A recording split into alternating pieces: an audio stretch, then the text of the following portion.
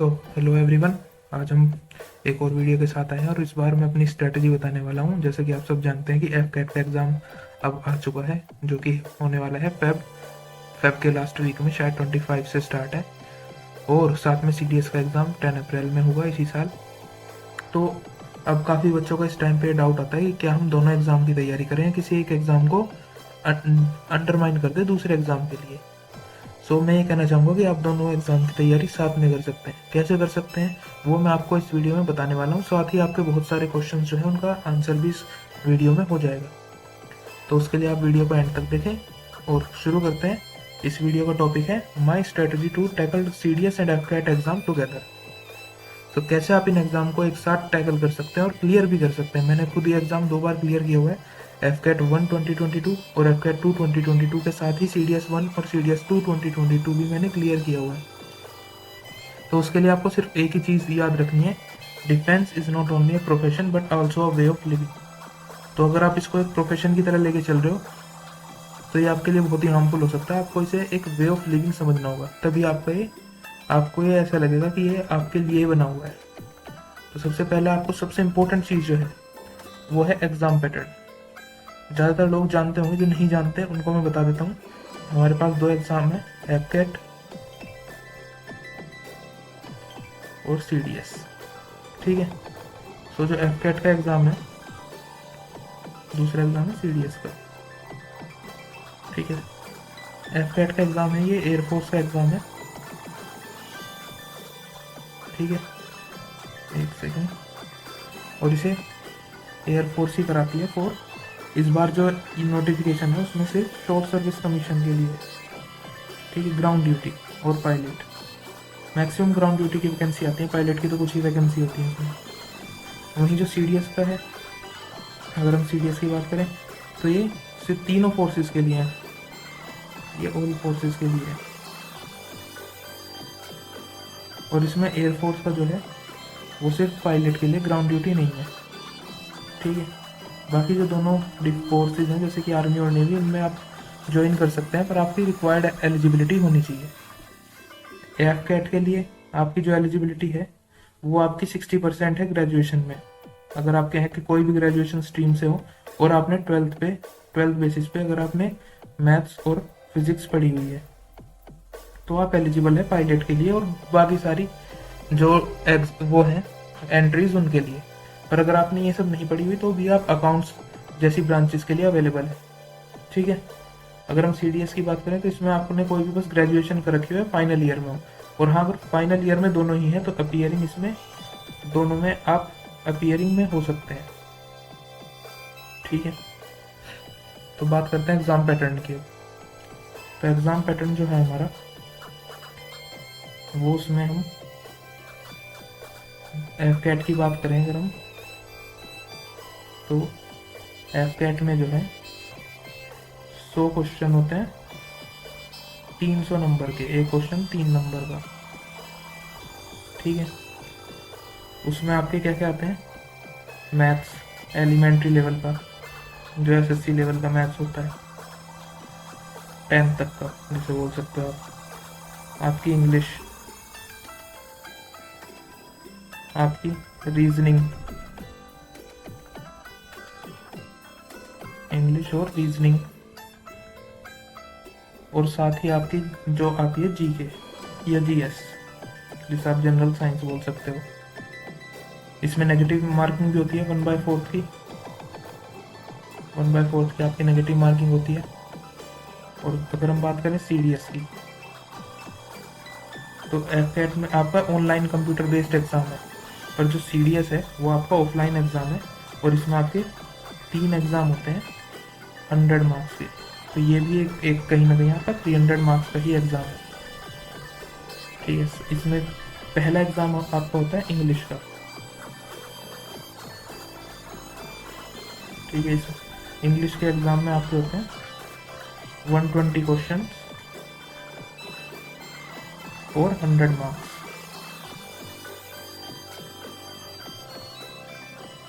ठीक है। दूसरा GK का पेपर या GS का पेपर, ये भी सेम ही होता है इसी की तरह। इसमें भी 120 क्वेश्चन फॉर 100 मार्क्स। और जो तीसरा होता है मैथ्स का पेपर, वो होता है 100 क्वेश्चंस और 100 मार्क्स।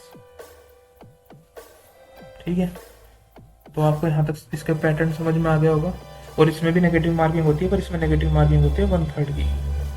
अब अगर आप एयरफोर्स, आर्मी या नेवी में जाना चाहते हैं तो आपको ये तीनों एग्जाम देने होंगे CDS के।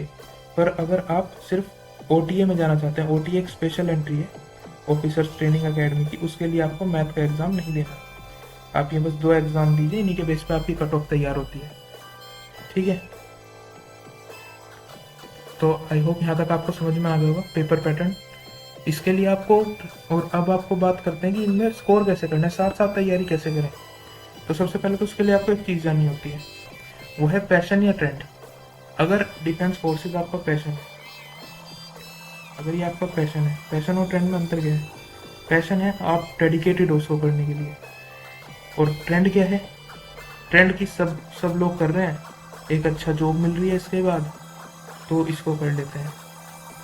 और अपना ग्रेजुएशन में कोई वो भी नहीं, मिनिमम क्राइटेरिया भी नहीं है कोई, आप वैसे ही कर सकते हैं, तो इस वो आपको ट्रेंड की कैटेगरी में आ जाता है। तो अगर आपका डिफेंस आपके लिए ट्रेंड है, जैसे कि सब बच्चे कर रहे हैं, मुझे भी करना चाहिए या मैं भी तैयारी कर लेता हूँ, तो उसका आपको कोई बेनिफिट नहीं मिलेगा। आप ज़्यादा लंबी दूरी इसके साथ तय नहीं कर पाओगे, आप कुछ ही टाइम में बोर होने लगोगे, आपको अपना चेंज करने का मन करेगा। पर अगर आपका ये पैशन है तो आपको सबसे पहले तो मोटिवेशन की ज़रूरत नहीं पड़ेगी।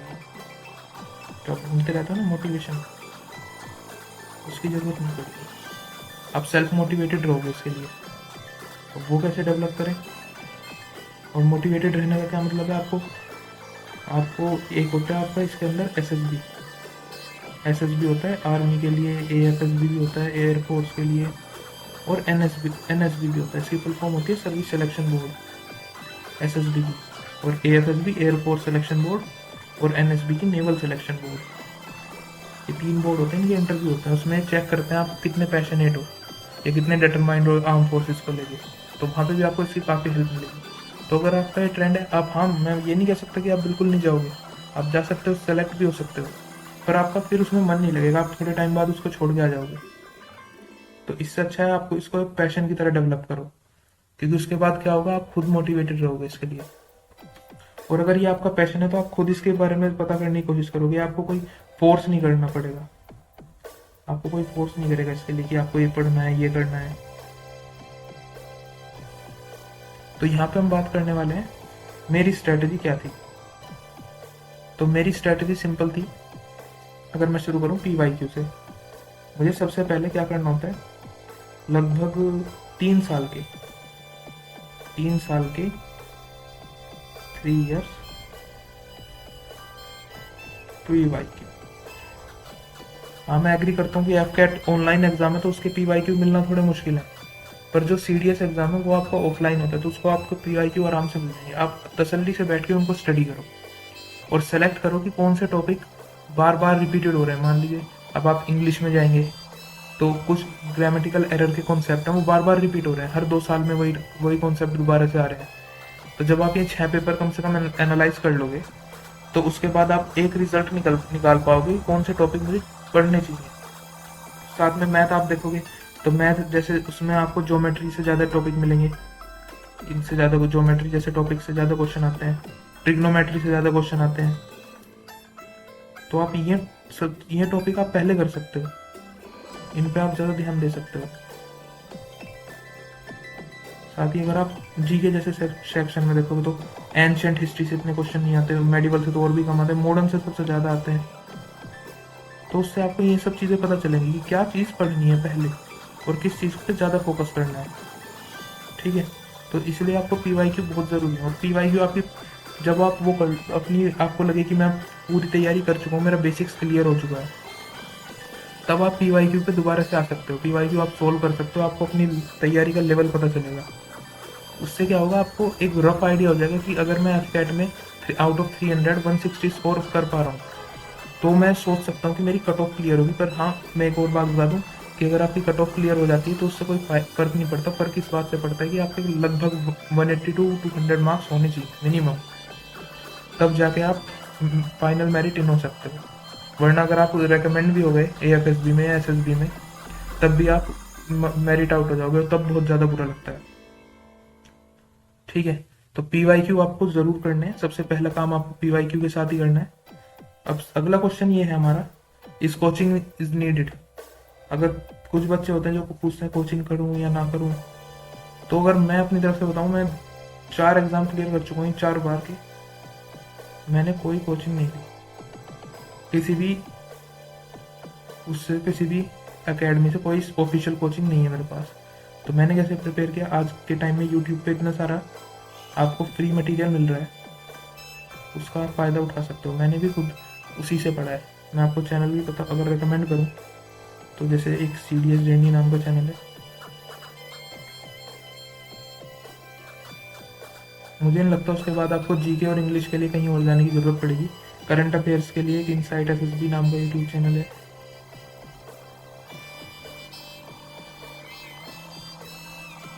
और एक बायजूस का एग्ज़ाम, डिफेंस एग्ज़ाम प्रेप है। मैंने सिर्फ इन यूट्यूब चैनल को फॉलो किया था और करंट अफेयर्स एंड प्रैक्टिस। ठीक है, बेसिक्स मैंने खुद तैयार किए हैं, पर हम प्रैक्टिस के लिए इनको आप ट्राई कर सकते हो। ये काफ़ी अच्छे चैनल है, पर कोई ऑफिशियल कोचिंग मैं नहीं रिकमेंड करूँगा किसी को भी कि वो ले।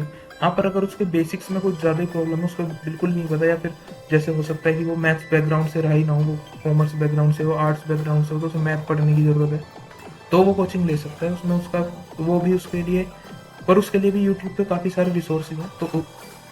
तो कंक्लूसिवली मैं रिकमेंड नहीं करूँगा कि आप कोचिंग लो।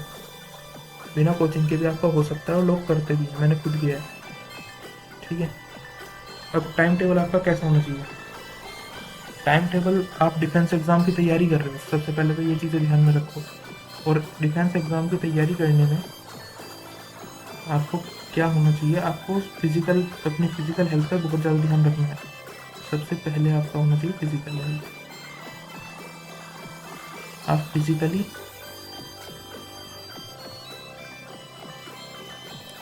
और मेंटली भी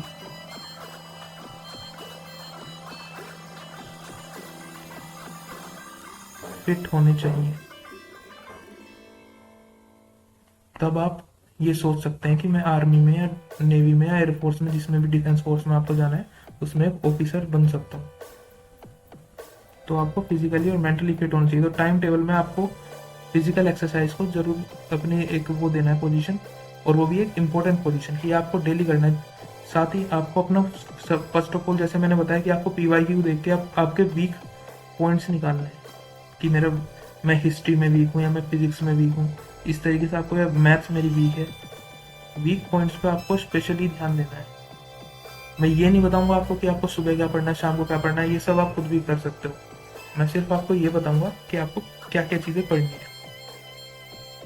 आपको हिस्ट्री में, जैसे आप देख सकते हो, इंपॉर्टेंट टॉपिक्स में अगर बताऊँ, मॉडर्न हिस्ट्री आपको पढ़नी है पूरी, specially Britishers and Gandhian era. जो ब्रिटिशर एरा है, जो वाइस रॉयज हैं और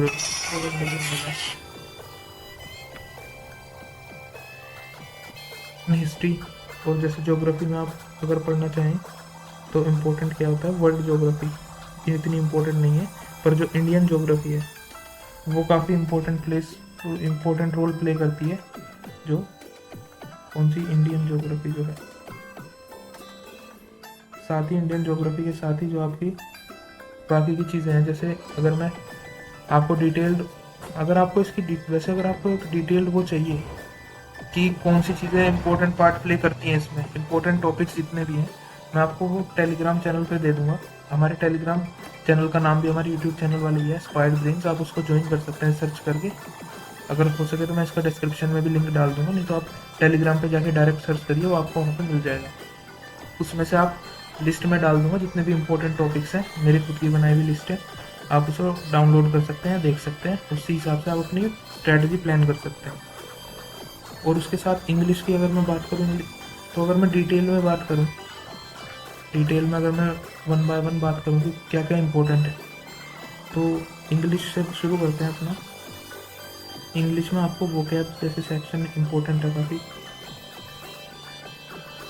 वोकैब के साथ साथ वोकैब जैसे सिनोनिम और एंटोनिम्स आ जाते हैं आपके एग्जाम में, उसके साथ साथ एरर, ये वो चीज़ें हैं जो दोनों में आ सकती हैं। वोकैब के लिए आप क्या कर सकते हैं, एसएससी सीजीएल जो एग्ज़ाम है उसकी प्रीवियस ईयर लगभग 5 से 6 साल की प्रीवियस ईयर की पीडीएफ आती है, गूगल पे मिल जाएगी आपको, किसी आप गूगल पे सर्च करेंगे तो आपको मिल जाएगी। उसको आप डाउनलोड करके डेली उसको पढ़ सकते हैं, या फिर प्रीवियस ईयर क्वेश्चन जितने ज़्यादा प्रैक्टिस कर सकते हैं उससे आपका हो जाएगा। एरर के जो क्वेश्चंस होते हैं उसके लगभग 50 से 60 वो हैं आपके जो कॉन्सेप्ट्स हैं, वही घूम फिर के रिपीट होते हैं। अगर आपने में 50 से 60 कॉन्सेप्ट्स क्लियर कर लिए तो आपका वो भी क्लियर हो जाएगा। ठीक है। और जो है उसके बाद जो आता है फिलअप्स, उसके लिए मैं आपको रेकमेंड करूँगा आप कोई भी एक यूट्यूब चैनल पकड़ें, जैसे कि कोई भी आप चैनल चूज़ कर सकते हैं, या फिर केडी कैंपस की जो बुक है नीतू सिंह वाली वो भी आप पढ़ सकते हैं अगर पढ़ना चाहें। ठीक है। या फिर कोई भी आप यूट्यूब चैनल जो इस चीज़ की तैयारी करवा रहा हो, जो बेसिक से आपको करा रहा हो यूट्यूब से। ठीक है। उसके बाद जो आते हैं आपके मेन तो इंग्लिश में यही है, वो क्या एरर और ईडियम्स वगैरह भी आते हैं, वो भी आप पढ़ सकते हैं। कोई भी ईडियम जो है एसएससी वाले ईडियम्स हैं ये भी आप पढ़ सकते हैं। तो ये बेसिक चीज़ें हैं जो आप कर सकते हैं, इससे लगभग आपके इंग्लिश में बेसिकली यही चीज़ें आती हैं। एक हाँ कॉम्प्रीहेंशन आता है, कॉम्प्रीहेंशन आता है पैराग्राफ का। वो एक ऐसी चीज़ है जिस वो फ्री के मार्क्स दे रहा है आपको, उसको आप गलत नहीं कर रहे हैं तो ही अच्छा है। और वो आपको सिर्फ अगर आप 5 से 10 पैराग्राफ प्रैक्टिस कर लीजिए, वो भी पी वाई लीजिए। एफ कैट के भी आपको काफ़ी आपको वो मिल जाएंगे गूगल पे, आप उनको पढ़ लीजिए। ठीक है। तो वो 10 पैराग्राफ भी आपने प्रैक्टिस कर लिए तो वो हो जाएगा। तो यही था आपका मेन जो था इंग्लिश का। अगर आपने इंग्लिश का इतना कर लिया तो एफ कैट तो आपके हाथ से कहीं नहीं जाने वाला, पर आपको सी डी एस के लिए थोड़ी और मेहनत करनी पड़ेगी। बाकी की जो चीज़ें, क्योंकि सी डी एस में काफ़ी और डिटेल में आता है, जैसे कि इस बार तो पैटर्न ही बदल गया उनका भी, उन्होंने काफ़ी चीज़ें नहीं डाली, जैसे होमोनियम्स डाले हैं इस बार उन्होंने, और जो सेम साउंड करते हैं उनके मीनिंग क्या क्या है, जैसे एम्पैथी और सिंपैथी के मीनिंग अलग अलग, इस टाइप के कुछ चीज़ें आई हैं। एक वो आती हैं जो आपका कि पार्ट ऑफ स्पीच क्या है, ये इस टाइप के क्वेश्चन है, वो आपको थोड़ी अलग से देखनी पड़ेगी। तो सीडीएस के लिए नहीं, पर एफ कैट के लिए आपका ये सफिशियंट होगा इंग्लिश के लिए। और अगर मैं बात करूं फिर उसके बाद अगर हम बात करते हैं किसकी, जीके की। जीके काफी वास्ट सब्जेक्ट है, जीके को तो मैं भी नहीं बोलूंगा आप करो इस तरीके से। अगर हम बात करें मैथ्स की हम बात कर सकते हैं, इधर कर लेते हैं मैथ्स।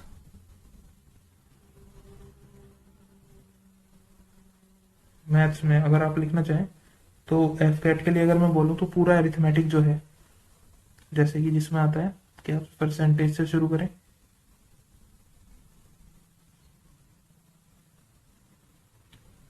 फिर है आपका time and work. Time and work के अंदर ही आपका आता है स्पीड, टाइम एंड डिस्टेंस भी। उससे ज्यादातर आपके बोट वाले क्वेश्चन आते हैं, स्पीड, टाइम एंड डिस्टेंस। ठीक है। उसके बाद जो आपका चैप्टर आता है प्रॉफिट एंड लॉस,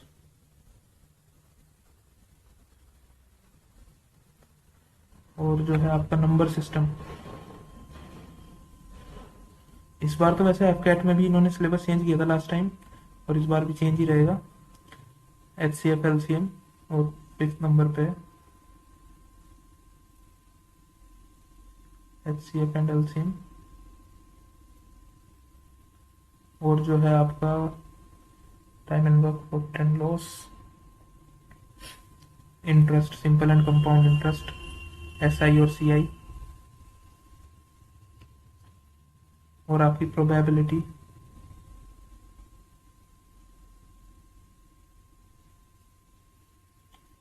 और 8th है आपका 2D और मैंसुरेशन जो होती है 2D मैंसुरेशन, एक होती है 3D। आपको 3D नहीं करनी है, आपको सिर्फ 2D करनी है। ये टॉपिक्स आप लिख लीजिए, यही अगर आपने टॉपिक पूरे कर लिए तो मैथ्स इससे आउट नहीं जाएगी। ठीक है, मैथ्स में आप लगभग अगर 20 क्वेश्चंस आते हैं, अगर आप चाहें तो गूगल कर सकते हैं कि नया पैटर्न क्या है, लगभग मैथ्स के 20 क्वेश्चंस हैं। और तो 20 में से आप 15 to 16 आराम से इन्हीं सब्जेक्ट्स में, इन्हीं टॉपिक्स में से आपको मिल जाएगा। बाकी बची रीजनिंग। रीजनिंग काफी बेसिक होती है। रीजनिंग के में आपको अगर आप एक और दो PYQ भी लगा लेंगे ना, तो रीजनिंग में आपका कोई भी क्वेश्चन नहीं बचेगा। रीजनिंग बेसिक होती है। ठीक है, तो रीजनिंग को तो आप बेसिक कोई भी बुक लेके प्रैक्टिस कर सकते हैं, उसके कोई भी प्रैक्टिस से क्वेश्चन हो जाएंगे। कोई हार्ड और फास्ट टूल नहीं है रीजनिंग का इस तरीके से, ना कोई इंपॉर्टेंट चैप्टर्स है। पर फिर भी अगर मैं आपको बताऊं, नंबर सीरीज,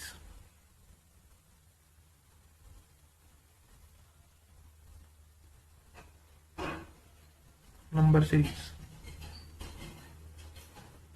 और जो होती है, तो और भी काफी चीजें हैं पर ज्यादा हार्ड नहीं है वो। आप बेसिकली जो आपकी अल्फाबेटिकल सीरीज आती है, नंबर सीरीज के साथ साथ आपकी जो अल्फाबेटिकल सीरीज है,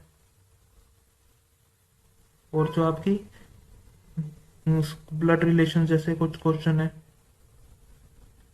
और आपका है ब्लड रिलेशंस, उससे भी एक दो क्वेश्चन आ जाते हैं। और जो आपके क्वेश्चंस आते हैं वो नहीं है तो वेन डायग्राम वाला, वो इम्पोर्टेंट है।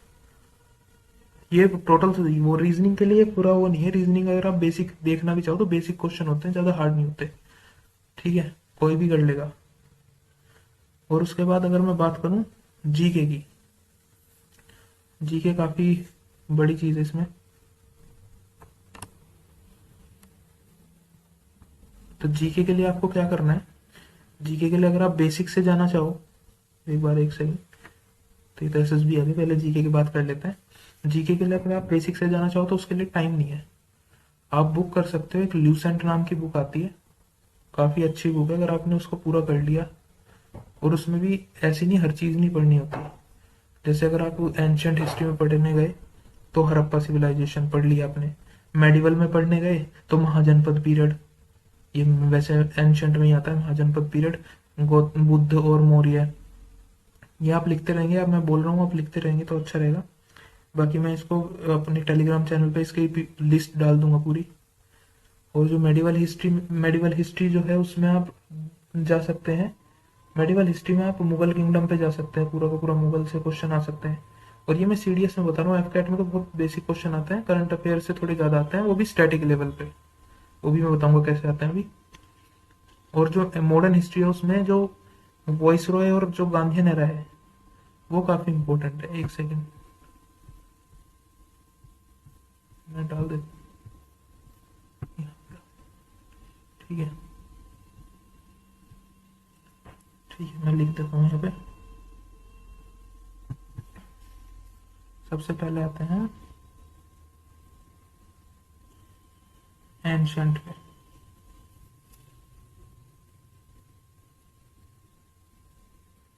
ठीक है, एंशंट में क्या है, जो है आपका Harappa civilisation, Indus Valley Civilisation, ये वैसे IVC लिख दूं। ठीक है, उसके बाद बुद्धिज्म और जैनिज्म। ठीक है, और जो क्या है जैनिज्म के बाद, ये है जो महाजनपद पीरियड है कि कौन सी डायनेस्टी आई, मौर्य डायनेस्टी, महाजनपद या मौर्य डायनेस्टी। ठीक है, क्योंकि जो CDS फॉलो करता है वो ज्यादातर उनके आर्ट और कल्चर पे फॉलो क्वेश्चंस को प्रेडिक्ट कर सकते हैं आप, कि उनके आर्ट और की उसने क्या उस किंग के टाइम में क्या क्या आर्ट के टाइम चीज टाइप में डेवलपमेंट हुई। जैसे अगर आप बात करें मौर्य के टाइम का डेवलपमेंट क्या था, उनका सोशल एडमिनिस्ट्रेशन कैसा था, इन चीजों को आप ज्यादा एक्सपेक्ट कर सकते हैं इंस्टेड कि वो डायरेक्ट SSC की तरह क्वेश्चन पूछे, क्योंकि वो UPSC लेवल का एग्जाम में थोड़ा डिफरेंस तो होगा।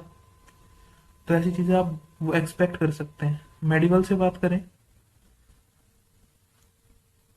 तो मेडिवल से आएगा आपका, ये होता है अकबर के टाइम का जो पीरियड है, मुगल पीरियड, जो आपकी बैटल्स हैं, ठीक है। और जो आपकी एंशंट वो मॉडर्न जो है, मॉडर्न से आएगा आपका जो आपका ब्रिटिश और गांधीयन एरा से रिलेटेड क्वेश्चन है। ठीक है, इनको आप पक्का कर सकते हैं, या आप लिख लीजिए। जियोग्राफी आपकी आएगी इंडियन ज्योग्राफी ब्रॉडली। कुछ क्वेश्चन वर्ल्ड ज्योग्राफी के आ सकते हैं सीडीएस में, एफ कैट में नहीं, एफ कैट का भी मैं बताऊंगा, सीडीएस के लिए है। ठीक है। और पॉलिटी आपको पढ़नी पड़ेगी, पॉलिटी में भी कुछ अच्छे चैप्टर जो हैं, जैसे कि आप प्रेसिडेंट, या फिर जो आपका हाउस है पार्लियामेंट्री सिस्टम, ऐसे चैप्टर आप नहीं छोड़े तो अच्छा होगा। फिर भी आपको एक बार आर्टिकल्स आ सकते हैं, आर्टिकल्स आपको याद करनी चाहिए। तो ये सब सीडीएस में इंपॉर्टेंट चीजें हैं। ठीक है। इकोनॉमिक्स आप छोड़ भी देंगे तो कोई ज्यादा फर्क नहीं पड़ने वाला। उसके बाद जो आपका आता है साइंस, साइंस सीडीएस में बहुत इंपॉर्टेंट रोल प्ले करता है। साइंस में आपको फिजिक्स 10th लेवल की, ना कि 12th लेवल की, एक आधा क्वेश्चन आ सकता है 11th लेवल का, पर अगर आप वो छोड़ भी देंगे तो कोई फर्क नहीं पड़ेगा। और बायो लगभग 30 क्वेश्चन आते हैं इनसे, और 30 क्वेश्चन मुझे नहीं लगता किसी भी एग्जाम में आप छोड़ना चाहेंगे। ये 30 क्वेश्चन डिसाइडिंग फैक्टर बन सकते हैं आपके। ठीक है। उसके बाद जो आपका अगला है वो है history, geography, polity, economics. Economics को आप पढ़ने की जरूरत नहीं, पर पढ़ना चाहे तो आप बेसिक पढ़ सकते हैं, वो भी लूसेंट में दी हुई है आपकी। फिर जो आता है आप करंट अफेयर्स। अब करंट, ये सब तो फिर भी क्वेश्चन आ जाते हैं, साइंस से तो आ ही जाते हैं, एएफ कैट में भी। करंट अफेयर्स में एक जो दिक्कत आती है करंट अफेयर्स में, मान लीजिए आपका कोई सिटी न्यूज में, या फिर अभी जैसे फीफा वर्ल्ड कप हुआ, फीफा का वर्ल्ड कप हुआ है अभी कतर में, दोहा। ठीक है। दोहा जो उसकी कैपिटल है कतर की। तो ये तो कुछ सीडीएस जो पूछेगा वो बनाएगा फीफा वर्ल्ड कप से क्वेश्चन, कि फीफा वर्ल्ड कप कब हुआ, इस बार का जो कहाँ पे हुआ, इसमें कौन जीता। और जो एफ कैट है वो बनाएगा इसी से रिलेटेड स्टैटिक क्वेश्चन, कि जो कतर है उसकी वो क्या है, कैपिटल क्या है वो भी करंट अफेयर से रिलेटेड। पर आपको लगेगा कि स्टैटिक है, कैपिटल पूछ रहा है तो स्टैटिक ही होगा, तो वो स्टैटिक असल में नहीं होता, आपको लगता है सिर्फ। वो बनाते वो भी इसी तरीके से। अब वो अर्जेंटीना अर्जेंटीना जीती है फीफा वर्ल्ड कप, तो पूछ लेंगे अर्जेंटीना की कैपिटल क्या है। तो इस टाइप के क्वेश्चन एयर कैट में आते हैं। तो उसके लिए आपको पढ़ना पड़ेगा डेली। डेली आप 15 से 20 मिनट भी अगर रिवीजन लगा सकते हैं तो आपके लिए बहुत अच्छा रहेगा। या फिर पढ़ सकते हैं कोई भी मैगजीन, या जो भी आप यूट्यूब चैनल फॉलो करते हैं, मैंने आपको पीछे नाम बता दिए थे कुछ यूट्यूब चैनल के, आप उनको फॉलो कर सकते हैं करंट अफेयर्स के लिए। ठीक है। तो ये आपका जीके का सिस्टम हो गया पूरा। अब मान लीजिए आपका क्लियर हो गया एग्जाम, तो आप एग्जाम क्लियर करने के बाद तो रुकेंगे नहीं। तो सबसे पहले आपको पता होना चाहिए एसएसबी क्या है। उसके बाद होता है आपका एसएसबी का इंटरव्यू। तो सबसे पहला क्वेश्चन आपके माइंड में आता है कब से शुरू करें एसएसबी का इंटरव्यू। एक 5 दिन का इंटरव्यू होता है, उसमें आपके एक सीरीज ऑफ टेस्ट होते हैं, जिसमें आपकी साइकोलॉजी भी, आपका ग्रुप के साथ बिहेवियर, और आपका एक पर्सनल इंडिविजुअल लेवल पे जो बिहेवियर है वो सब चेक कर लिया जाता है अलग अलग टेस्ट के मीडियम में। ठीक है। तो सबसे पहला क्वेश्चन आता है कब से स्टार्ट करें एसएसबी की प्रिपरेशन। तो देखिए एसएसबी एक पर्सनैलिटी टेस्ट है। तो एसएसबी एक पर्सनैलिटी टेस्ट है, तो ये आपकी ओवरनाइट पर्सनैलिटी चेंज नहीं हो सकती और ना ही कोई कर सकता है। ठीक है। तो this thing takes time, and for this you have to give this time. So आपको धीरे धीरे अपनी बिहेवियर में चेंज लाना होगा। सबसे पहले आपको ऑफिसर लाइक 15 OL की होती हैं, वो आप गूगल पे सर्च करेंगे आपको मिल जाएंगी। ठीक है। मैं पेन चेंज कर लेता हूँ एक सेकेंड। आपकी क्या होती है, 15 OL की होती है। उनके बेसिस पे आपको वहां पे जज किया जाता है, जैसे डिटर्मिनेशन। ठीक है। आपकी डिटर्मिनेशन जैसी क्वालिटीज के बेसिस पे आपको जज किया जाएगा। और क्या होती है,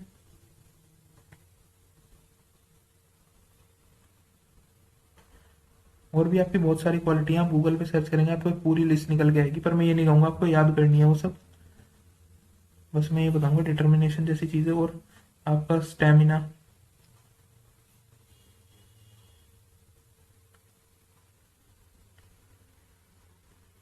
और आपका एप्टीट्यूड, जो आपका कम्युनिकेशन स्किल्स होती हैं, ठीक है। आपका सोशल, जो आप सोशल एडेप्टेबिलिटी, आपकी सिचुएशन में आपको फ्रेंडली नेचर, ये सब आपकी कुछ क्वालिटीज होती हैं, इनके बेसिस पे आपको जज करते हैं।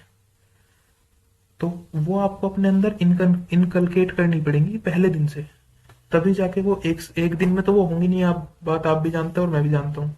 तो आपको धीरे धीरे करना पड़ेगा, पर ये डेली टू डेली आपको करना होगा।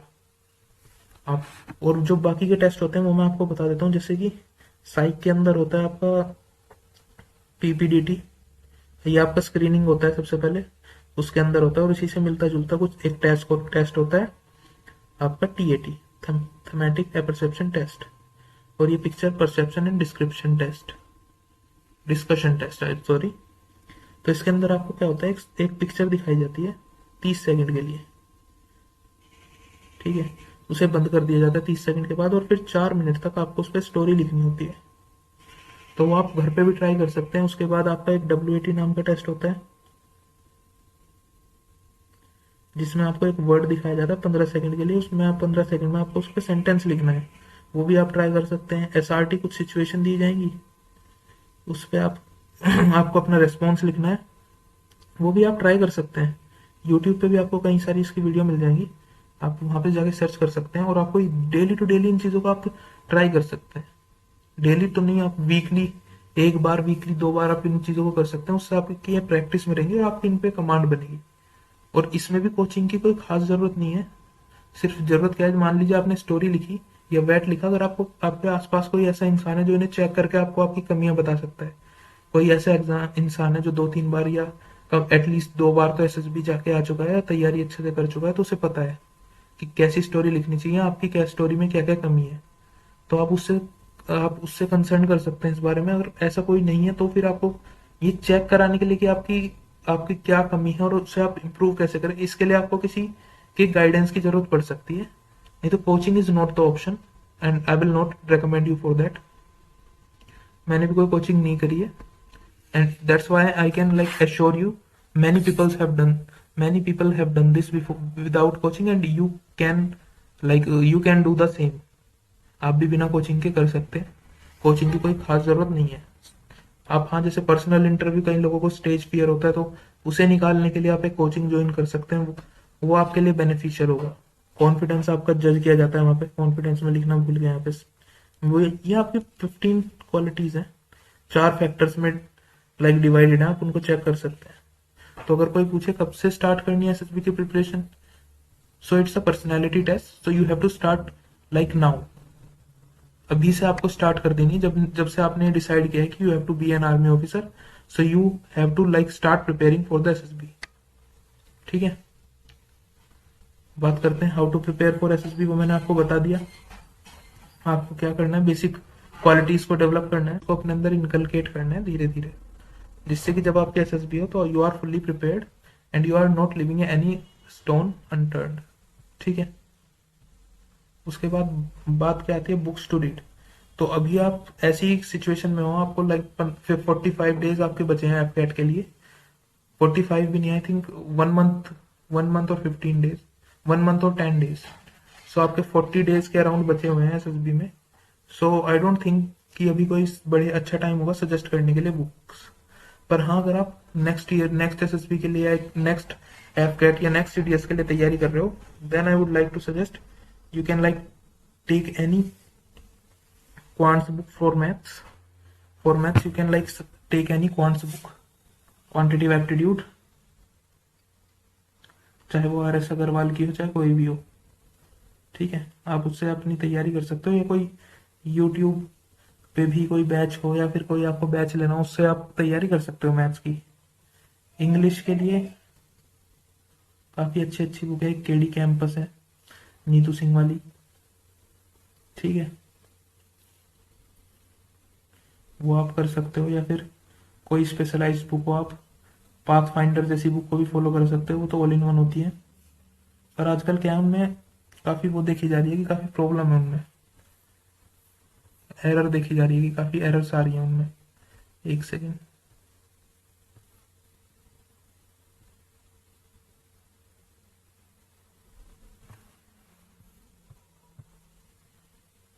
जीके की, जीके में आपके वेरियस सेक्शंस हैं।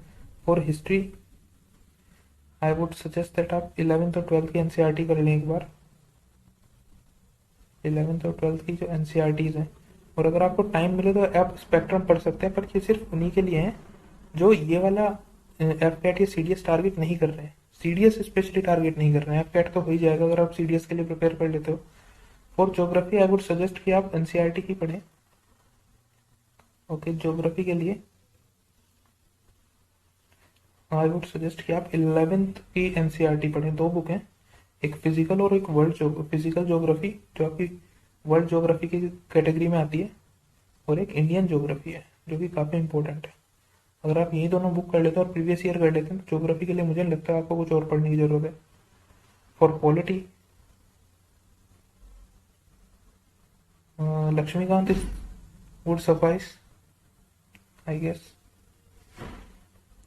Lakshmikant is like far than better. It's a Bible for polity. For economics, I don't suggest any book, but if you want to read, you can go with the NCRTs. Because I haven't like done economics, and still I managed to clear both the times. So I would suggest NCRTs are the like base. If you are not good at base, you can like, even if you do not like read NCRT, you can go with the some basic terms like if you do repo rate, GDP, GNP, these are kinds of terms you can do by any like YouTube session which are going thereby for CDS and AFCAT. You can follow them, and that they are also good. And the last and the most like uh, extensive part is current affairs. For current affairs, you can follow as usual I told CDS journey and the Insight SSB and Byju's exam prep. I followed the same. Okay? These are the channels. Beyond them, you can also like read the newspaper. Any newspaper you can read. That will also like enhance your English knowledge. Any English newspaper. Many would suggest you that the Hindu is best, but I would not say you any English newspaper that you can read, because Hindu is not a easily comprehensive subject. It is a subject. It is not like it can be called a subject, and it is quite true because it contains so many of hard words and so many of phrases that it is not easy to digest for anybody, and especially for a novice or beginner, it's like a mountain to climb. So you can start with a easy newspaper like the Hindustan Times and the Times of India. Then you can climb up to the Hindu when you level up yourself. Okay? So you can go with that. Other than, I think these are enough for like current affairs for FCAT and for CDS too. Again, the reasoning, for the reasoning part, I would not suggest any book. Just you can do some practice question for the conceptual clarity. That will be more than enough. Practice questions would be more than enough. And I don't think you need any like book or something for that. Okay. So finally, this is my strategy, and for the timetable, I don't want to suggest you any like you can study in morning and night whenever you get time. Just I would suggest you the simplest advice of all, and which is